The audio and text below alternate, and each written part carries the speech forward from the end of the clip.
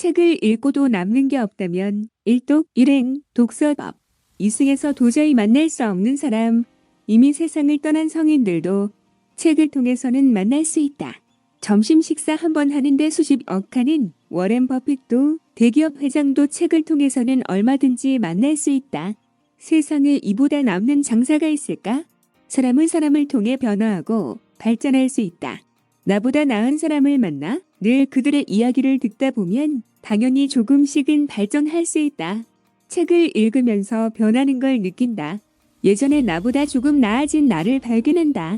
계속해서 이런 식으로 책을 많이 읽은 사람들과 전혀 책을 읽지 않는 사람들은 같은 세상을 사는 것 같지만 사실은 전혀 다른 세상을 살고 있다.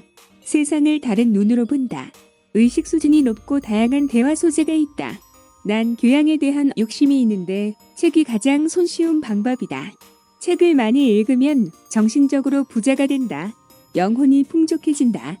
남들과 다른 정신세계를 가질 수 있다. 시인 김용택은 큰 가방 가득 책을 사오면 방 전체에 쫙 깔아놓고 그 위에서 뒹굴면서 본다. 너무 재미있다. 이건 완전히 다른 세상이다. 책을 베개에 삼아 자기도 했다. 그러다 깨면 또다시 뒹굴며 책을 읽는다. 그러다 어느 날 보니까 내가 시를 쓰고 있는 거다. 깜짝 놀랐다. 시가 내게로 온 거다. 라고 했다. 즐거운 마음으로 열심히 책을 읽었고 그러다 보니 시인이 됐다는 것이다. 책을 읽는 것으로 그치면 안 된다.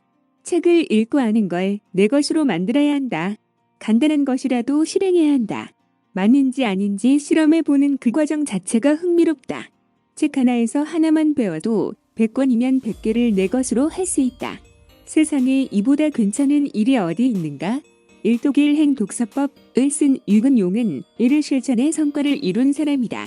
그는 부모님의 이혼과 계모의 학대로 마음을 닫아버린 소년이었다. 싸움과 오토바이 폭주로 경찰서와 법원까지 드나들었던 문제아 중 문제아였다. 담임 선생님에게 너 계속 이렇게 살면 인간 쓰레기 된다. 라는 말까지 들었다. 게임 중독에 빠져 공부와 책을 거들 떠보지도 않았다.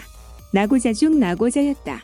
그랬던 그가 군대에서 처음으로 책을 읽으면서 변하기 시작했다.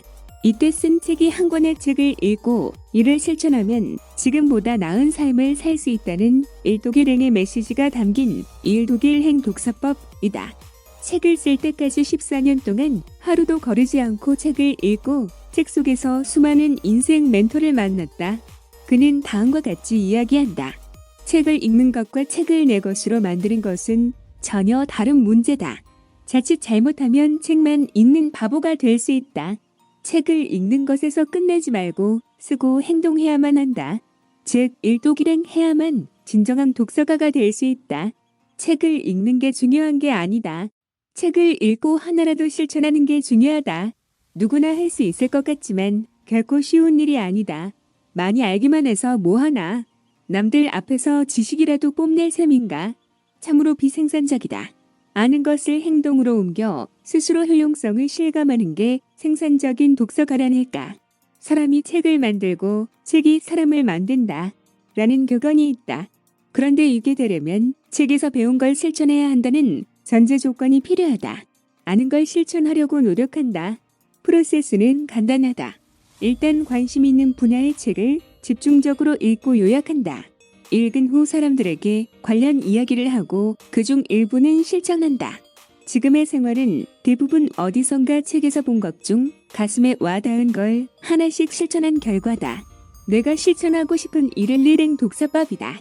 아침에 일찍 일어나기, 나만의 리추얼, 루틴 만들기, 아침 명상하기, 짧은 거리는 가능한 한 도보로 이동하기, 노동자처럼 일정한 시간에 블로그 글쓰기, 약속 시간보다 15분 전에 가서 기다리기, 내가 말하기보다 질문을 던져 상대방이 말하게 하기, 말하기 전엔 템포 늦추기, 저녁 약속은 가능한 한 잡지 않기, 대기업을 나와 대기업과 일하기, 나보다 훨씬 젊은 사람들과 많이 어울리기, 내 지식의 일부를 다른 사람과 나누기, 엄격한 사람보다는 신선한 사람이 되기,